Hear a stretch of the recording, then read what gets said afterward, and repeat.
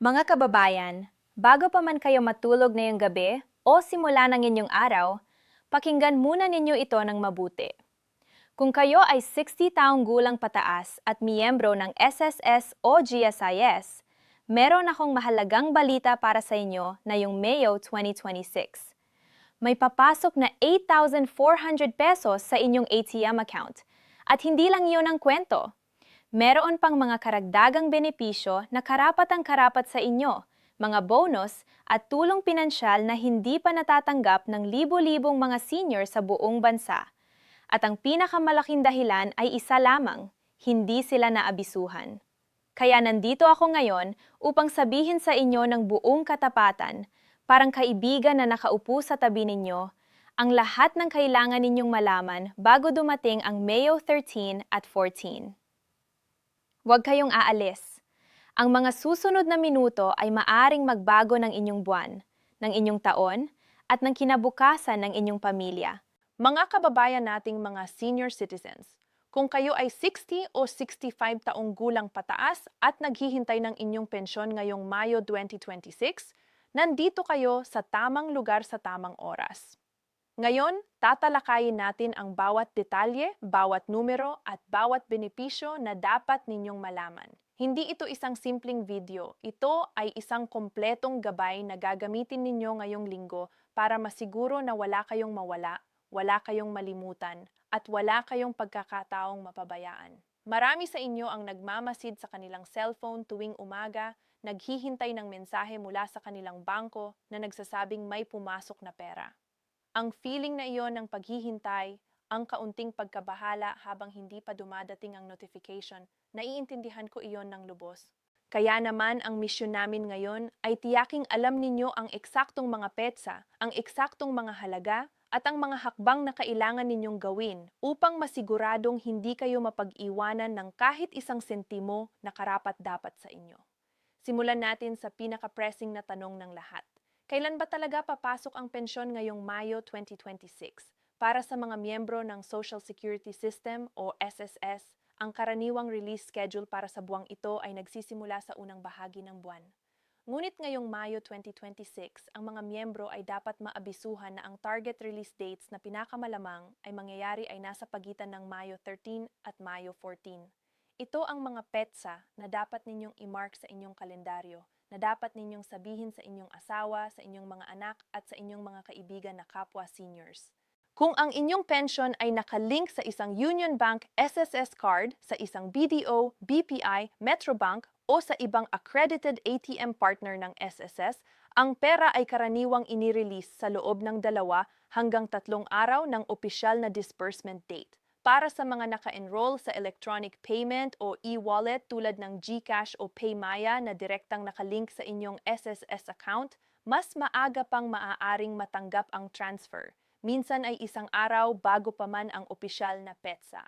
Ngunit huwag kayong mag-alala kung hindi pa rin dumating kahit na makalipas ang Mayo 14. Ang pinakatamang hakbang ay hintayin ang 3 araw na pagitan ng opisyal na release date bago pumunta sa opisina o tumawag sa hotline, dahil ang mga banking delays ay normal at nangyayari kahit sa pinakamagandang sistema. Ang mahalaga ay alam ninyo ang inyong baseline na dapat matanggap at handa kayong mag-follow up kung lumampas na ang 3 araw. Para sa ating mga kapatid na miyembro ng Government Service Insurance System o GSIES, ang mga dating naglingkod sa pamahalaan bilang mga guro, sundalo, pulis, nurse, doktor sa pampublikong ospital, opisyal ng gobyerno, at lahat ng iba pang uri ng serbisyo sa estado, ang schedule ay bahagyang naiiba.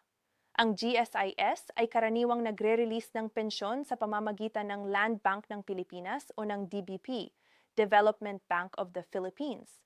At ang eksaktong petsa ay depende sa inyong huling 2 digit ng inyong GSIS number. Kung ang inyong GSIS number ay nagtatapos sa 01 hanggang 50, ang release ay kadalasang nangyayari sa unang bahagi ng buwan, at para sa kasalukuyang buwan, inaasahan ito sa paligid ng Mayo 13. Kung nagtatapos naman ang inyong numero sa 51 hanggang 00, ang release ay karaniwang nasa kalagitnaan ng buwan, malapit sa Mayo 14 hanggang 15. Yung importante ay huwag hayaang lumipas ang buwan nang hindi ninyo sinusuri ang inyong account kahit isang beses lamang dahil minsan ay may mga delays na hindi agad inaanunsyo sa publiko. Ngayon, pag-usapan natin kung bakit ang 8,400 ang numero na binabanggit namin. Hindi ito random na halaga. Ang SSS Pension Computation ay gumagamit ng isang formula na tinatawag na Average Monthly Salary Credit o AMSC. Ang inyong pensyon ay batay sa pinakamataas na halaga sa tatlong paraan ng pagkukwenta ng SSS. Ang unang paraan ay 300 kasama ang 20% ng inyong AMSC at 2% ng AMSC para sa bawat credited year of service na lampas sa 10 taon. Ang pangalawa ay 40% ng inyong AMSC nang walang dagdag. Ang pangatlo ay ang minimum pension on 200 kung mayroon kayong 10 hanggang 19 na credited years of service o 2,400 kung may 20 o higit pang taon ng kontribusyon. Para sa maraming retirees ngayong 2026, lalo na sa mga nagkaroon ng 20 o higit pang taon ng kontribusyon at nagtrabaho sa katamtamang sahod noong aktibo pa sila, ang 82,400 ay isang makatotohanang at posibleng halaga ng monthly pension. Ngunit, at pakinggan ninyo ito ng mabuti, ito ay ang gross na halaga bago ang anumang mga pagbawas. At dito papasok ang bahagi ng aming pag-uusap na hindi masaya, ngunit kailangan ninyong malaman para hindi kayo magulat. May mga tinatawag na deductions o mga pagbawas na maaaring naka-apply sa inyong pensyon nang hindi ninyo namamalayan. Una, kung kayo ay may natitirang utang sa SSS, tulad ng salary loan, calamity loan o educational loan, ang SSS ay may legal na karapatang mag-deduct ng bahagi ng inyong monthly pension upang bayaran ang utang na iyon.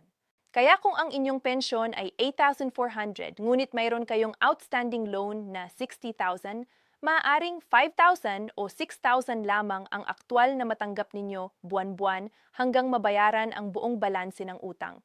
Maraming seniors ang nagugulat dito dahil hindi nila naalala na nag-apply pala sila ng loan noon, marahil 10 taon na ang nakakaraan at hindi ito nabayaran ng buo bago sila mag-retire. Ang solusyon dito ay pumunta sa SSS at humingi ng loan statement para malaman ang eksaktong balanse at ang monthly deduction na ini-apply sa inyong account. Pangalawa, may PhilHealth Premium Deduction. Bilang isang retiree ng SSS, ang inyong PhilHealth Premium ay maaaring i-deduct ng direkta mula sa inyong monthly pension. Ngayong 2026, ang PhilHealth Premium rate para sa mga miyembro ay nasa 5% ng basic monthly pension, ngunit ang magandang balita ay hinati ito sa dalawa, 2.5% mula sa miyembro at 2.5% mula sa gobyerno bilang co-share para sa mga retirees. Gayunpaman, para sa ilang kategorya ng miyembro, maaari pa ring may deduction. Suriin ninyo ang inyong pension slip o account statement at tingnan kung may PhilHealth deduction na nakasaad doon. Kung hindi kayo sigurado, tumawag sa PhilHealth hotline o bisitahin ang pinakamalapit na PhilHealth branch. Pangatlo, kung kayo ay patuloy na nagtatrabaho kahit na nagre-retire na kayo, na tinatawag na dual income situation, maaaring maapektuhan ang inyong tax obligations. Hindi lahat ng pension ay tax-free sa lahat ng sitwasyon. Ang SSS at GSIS pension ay generally exempted mula sa income tax sa ilalim ng kasalukuyang batas ng Pilipinas. Ngunit kung mayroon kayong ibang pinagkukunan ng kita tulad ng rental income mula sa lupa o bahay, negosyo, dividends o kahit anumang freelance work, at ang inyong combined income mula sa lahat ng pinagkukunan ay lumagpas sa 250,000 bawat taon. Mahalagang kumonsulta sa isang certified public accountant o direkta sa Bureau of Internal Revenue upang masiguro na kayo ay compliant sa batas. Ngayon naman, pag-usapan natin ang pinakamagandang bahagi, ang mga benepisyo na maaaring hindi pa ninyo natatanggap ngunit karapatang-karapat kayo rito. Una, ang 13th month pension, kilala rin bilang ang Christmas bonus ng SSS. Ito ay ibinibigay tuwing Disyembre at katumbas ng isang buwan na pensyon. Para sa mga pensyonadong may 8,400 na monthly pension, ibig sabihin ay may karagdagang 8,400 na matatanggap sa pagtatapos ng taon. Kung hindi ninyo natanggap ito noong nakaraang taon, pumunta kayo sa pinakamalapit na SSS branch at mag-inquire agad. Minsan ay may processing issues or outdated account information na pumipigil sa release ng inyong 13th month pension. Huwag hayaang mawala ang perang iyon sa inyo. Pangalawa, ang SSS Pension Loan Program. Ito ay nagpapahintulot sa mga retirees na humiram ng hanggang 3 beses ng inyong monthly pension ng walang collateral. Ang interest rate ay mas mababa kaysa sa karaniwang personal loan sa bangko. Para sa isang pensyonadong may 8,400 na monthly pension, maaari kayong humiram ng hanggang 25,200 ng walang collateral. Maraming seniors ang hindi alam na may ganitong pribilehiyo sila at napupunta sa mga loan sharks o sa bangko na may mataas na interest rates kung kailan sila nangangailangan ng pera para sa emergency. Pangatlo, para sa ating mga kapatid na miyembro ng GSIS, mayroon itong tinatawag na Enhanced Life Policy o ELP, isang insurance benefit na kasama sa inyong GSIS membership. Ang inyong pamilya ay maaaring makakuha ng insurance proceeds kapag kayo ay pumanaw. Ngunit maraming pamilya ang hindi ito na-claim dahil hindi nila alam kung paano mag-apply o hindi nila alam na mayroon itong ganitong benepisyo. Kung kayo ay miyembro ng GSIS, siguraduhin na i-update ninyo ang listahan ng inyong mga beneficiaries at may kopya ang inyong pamilya ng lahat ng kinakailangang impormasyon para maklaim ang benefit na ito sa kinakailangang oras.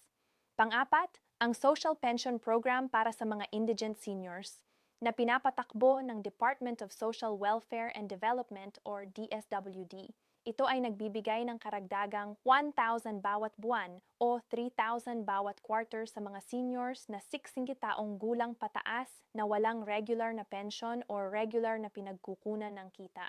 Kung mayroon kayong kamag-anak, kaibigan o kapitbahay na hindi pa nakakatanggap ng kahit anong pensyon, i-refer ninyo sila sa pinakamalapit na DSWD office para ma-assess ang kanilang eligibility. Maraming mga seniors sa ating mga baryo at probinsya ang hindi pa nalalaman ang benepisyong ito. Ikalima, para sa mga miyembro ng SSS na may mga dependyente, asawa, anak na may kapansanan o magulang na umaasa sa inyo, mayroong tinatawag na dependents pension. Kung kayo ay may mga dependyente na nakalista sa inyong SSS record, sila ay maaaring makatanggap ng karagdagang benepisyo. Para sa bawat dependent, ang SSS ay nagbibigay ng 10% ng inyong monthly pension o 250, alinman ang mas mataas, ngunit hindi dapat lumagpas sa 50% ng inyong pension at limitado lamang sa 5 dependyente. Siguraduhing updated ang inyong record ng mga dependyente sa SSS. Ngayon pag-usapan natin ang mga praktikal na hakbang para sa panahon na ito. Marami sa inyo ang nag-iingat pumunta sa SSS o GSIS office dahil mahaba ang pila at nakakapagod. Naiintindihan ko iyan ng lubos, kaya naman narito ang ilang hakbang na makakatulong sa inyo. Una, gamitin ang SSS online portal o ang My.SSS app sa inyong smartphone o tablet. Sa pamamagitan ng app na ito, maaari kayong tingnan ang inyong monthly pension amount, ang inyong loan balance kung mayroon man, ang inyong contribution history mula pa nang magsimula kayo magbayad, at ang katayuan ng inyong mga claim. Hindi na kailangan pang pumunta sa opisina para sa mga bagay na ito. Kailangan lang ng internet connection. Kung wala kayong smartphone, humingi ng tulong sa inyong mga anak o apo para i-set up ito para sa inyo. Ngunit talagang kailangan kayong pumunta sa opisina sa mga sumusunod na sitwasyon. Kung kailangan ninyong i-update ang inyong personal na impormasyon tulad ng address, civil status o contact details. Kung mag-file kayo ng bagong claim, kung nag-i-inquire tungkol sa isang missing payment o kung kailangan ninyong mag-update ng inyong mga beneficiaries, sa mga pagkakataong ito, pumunta ng maaga, mag-aim na makarating bago mag-otyanyad ng umaga, bago pa man magbukas ang opisina. Magdala ng lahat ng kinakailangang dokumento, inyong valid government-issued ID, inyong SSS o GSIS number na nakasulat sa papel, inyong ATM card o passbook. At kung may concern kayo tungkol sa isang partikular na buwan, magdala rin ng inyong bank statement para sa reference. Huwag umasa na aalalahanin ng opisyal ang inyong sitwasyon. Magdala ng proof ng lahat. Para sa GSIS members, ang e-card na ibinigay sa inyo ng GSIS ay inyong primary identification sa lahat ng GSIS transactions. siguraduhing hindi expired at hindi sira ang inyong e-card. Kung nawala o sira na ito, mag-apply agad ng replacement sa pinakamalapit na GSIS branch dahil kailangan ito para ma-access ang inyong mga benepisyo. Pag-usapan natin ngayon ang isa sa mga bagay na pinakakaunti ay pinag-uusapan ngunit pinakamahalagang malaman, kung paano ninyo maaaring mapakinabangan ang bawat piso ng inyong pensyon. Una, kung kayo ay may pagpipilian pa kung kailan mag-e-enroll sa inyong SSS retirement claim at naiintindihan ko na marami sa inyo ay hindi na maaaring mag-delay pa, ngunit para sa ilan, ang pag-delay ng retirement claim ng 1 taon ay maaaring magdagdag ng makabuluhang halaga sa inyong monthly pension dahil sa karagdagang credited years of service. Ito ay isang bagay na dapat pag-isipan kasama ang isang financial advisor o isang totoong pag-uusap sa SSS bago gumawa ng desisyon. Pangalawa, ang pag-diversify ng inyong pinagkukunan ng kita kahit na retired na kayo. Hindi ito nangangahulugan na maghahanap kayo ng trabahong full-time. Maaaring simple lang, pagtuturo ng inyong mga kasanayan sa komunidad, paggawa ng negosyong maliit mula sa bahay, pagpapalaki ng gulay para ibenta sa kapitbahay, o ang pagbibigay ng inyong karanasan bilang consultant sa inyong dating industriya. Ang inyong pensyon ay isang pundasyon, hindi ang buong gusali ng inyong pinansyal na kinabukasan. Pangatlo, ang pagkakaroon ng isang dedicated na account para sa inyong pensyon ay isang maliit ngunit napaka-importanting hakbang. Isang account na ginagamit ninyo para sa pensyon lamang, hindi para sa pang-araw-araw na gastos. Sa ganitong paraan, alam ninyo agad kung may kulang o delayed na ang isang buwan at hindi kayo magugulat sa katapusan ng buwan na ubos na ang pera bago pa man matapos ang lahat ng inyong mga gastusin para sa pagkain, gamot at utility bills. Pang-apat, mag-sign up para sa SMS alerts o email notifications mula sa inyong bangko at mula sa SSS o GSIS mismo. Sa ganitong paraan, agad kayong malalaman kung may papasok na deposito sa inyong account. Maaari rin kayong maabisuhan kung may anumang pagbabago sa inyong pension amount o sa release schedule. Ang impormasyon ay kapangyarihan at mas maaga ninyong nalaman, mas maaga kayong makakaaksyon. Ikalima, ang pagbibigay ng oras para pag-aralan at maunawaan ang inyong pension statement. Hindi sapat na basta-basta tinatanggap ang pera at hindi inuunawa kung bakit ganyan ang halaga. Suriin ninyo ang bawat detalye ng inyong pension statement buwan-buwan. Kung may hindi kayo naiintindihan, itanong. Kung may mali sa computation, huwag matakot magreklamo at humingi ng projection o paliwanag mula sa SSS o GSIS. Bago tayo magtapos, nais kong pag-usapan ang isang paksa na kadalasang iniiwasan ng mga seniors, ang pag-aayos ng inyong mga legal na dokumento. Ang inyong pensyon ay isang asset at tulad ng lahat ng asset, kailangan itong protektahan sa tamang paraan. Siguraduhing mayroon kayong updated na will o testamento kung mayroon kayong mga ari-arian na nais ninyong ipamana. Siguraduhing alam ng inyong pamilya ang lahat ng inyong SSS o GSIS account numbers, ang inyong mga beneficiaries, at kung saan nakalagay ang lahat ng inyong mahahalagang dokumento. Ito po ang itong regalo ng pagmamahal para sa inyong pamilya. Ang katiyakan na kung may mangyari sa inyo, hindi sila mahihirapang maklaim ang lahat ng mga benepisyong karapat-dapat sa kanila. Ngayon, pag-usapan natin ng mabilis ang tungkol sa mga karaniwang scam na nagtatarget sa mga senior citizens pagdating ng pension release dates. Sa panahon ng Mayo 13 at 14, inaasahan naming maraming mga manloloko ang magiging aktibo, mga taong magtatawag sa inyo at magpapanggap na mga SSS o GSIS representative na magtatanong ng inyong account number, ATM PIN o personal na impormasyon. Pakiusap, huwag kailanman ibigay ang inyong ATM PIN sa sinuman, kahit pasabihin nilang sila ay mula sa SSS o GSIS. Ang tunay na SSS o GSIS ay hindi kailanman tatawag upang humingi ng inyong PIN o ng inyong account password. Kung may tumawag sa inyo na nagsasabi na may problema sa inyong account, ibaba ang telepono at direktang tumawag sa opisyal na SSS hotline na 1455 o ang GSIS hotline na 8847-4747. Huwag gamitin ang numero na ibinigay ng taong tumawag sa inyo. Gamitin ang opisyal na numero na makikita sa inyong mga opisyal na dokumento. Mga kababayan, ang 8,400 na papasok sa inyong account sa paligid ng Mayo 13 at 14 ng taong ito. Iyon ay bunga ng inyong pagtatrabaho, ng inyong tapat na pagbabayad ng kontribusyon sa loob ng maraming taon, ng inyong paglilingkod sa inyong pamilya at sa bansang ito. Hindi ito biyaya, hindi ito regalo, ito ang inyong pinaghirapan. Karapat-dapat kayong malaman ang bawat detalye tungkol dito. Karapat-dapat kayong makatanggap ng buo at tamang halaga. At karapat-dapat kayong mabuhay ng may dignidad, may kalusugan, at may kasiguruhan sa inyong mga golden years. Kaya huwag hayaang lumipas ang Mayo 13 at 14 nang hindi ninyo sinusuri ang inyong SSS o GSIS account. Kung may pagtatanong kayo, pumunta sa pinakamalapit na branch, tumawag sa opisyal na hotline o i-check ang inyong My SSS app. Anaong nakatulong sa inyo ang video na ito, ibahagi ninyo ito sa inyong mga kaibigan, sa inyong mga kapitbahay, sa inyong mga kapatid na seniors. Dahil baka mayroon sa kanila na wala pang alam tungkol sa mga benepisyong ito. Bawat senior citizen sa bansang ito ay may karapatang makatanggap ng kanilang nararapat. Lagi kayong nandito sa aming isipan. Ingat kayo palagi at hanggang sa muli.